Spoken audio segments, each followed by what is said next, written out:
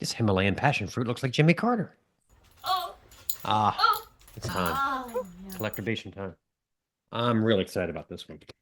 One of my favorite records, The Oblivians, live in Atlanta, 1994.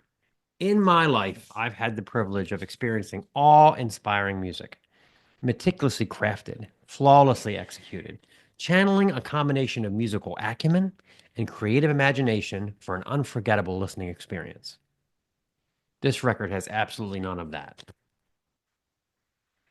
With 2 guitars, a drummer, and a maximum repertoire of about 6 chords, the three-piece known as the Oblivians, Eric, Jack, and Greg, proceed to hack and holler their way through 16 short songs in about 30 minutes in some Atlanta Shake Shack back in 1994.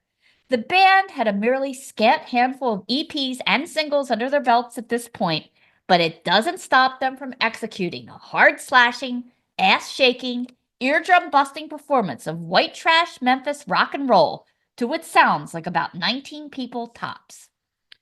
Greg Cartwright's liner notes cut straight to the chase. Stop writing letters. Stop bothering my parents asking for copies of that Atlanta show because this is it. August 1994, opening for the Woggles and the Mono Men, the Oblivians delivered an impossibly raw hootenanny in front of a well-liquored crowd. The stops, the starts, the unapologetic mistakes, the instrument switches, the in-between song banter offer a listen like no other. This is rock and roll in its purest form. Check this out. This is a clip from Vietnam War Blues.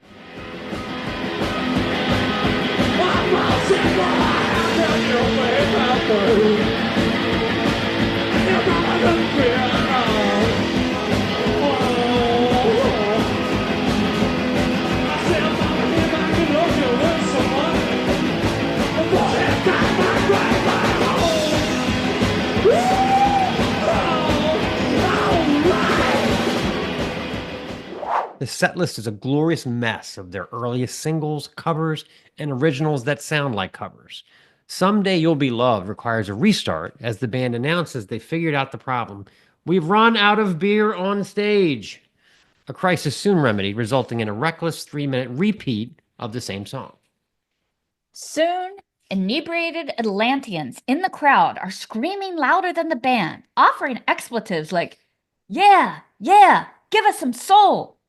Greg, Eric, Jack would have you believe they just plug in and rip, but the monolithic fuzz of "And Then I Fucked Her" and "Static Party" are deep and rich, marvelous accompaniment to the tales of shameless hookups, inebriated exploits, and generally irresponsible behavior your local preacher would not approve.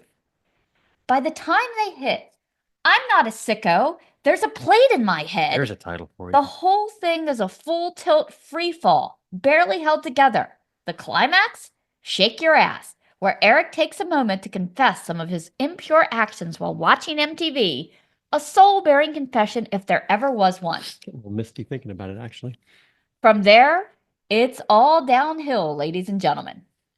If semi-obnoxious, no-filter garage punk, speeding up and slowing down, rife with bad notes and off-key vocals against the din of alcoholic screaming, sounds like your idea of the perfect Thursday night, you might want to seek out this little red slab of salvation. I'll close it out. At one point, Greg takes the stage, takes the mic, and he says, "You know, I often think to myself, if I was Eric Oblivion, what would I do at this moment? I think I'd rock and roll." Couldn't say it better myself. This is a clip from Someday You'll Be Loved.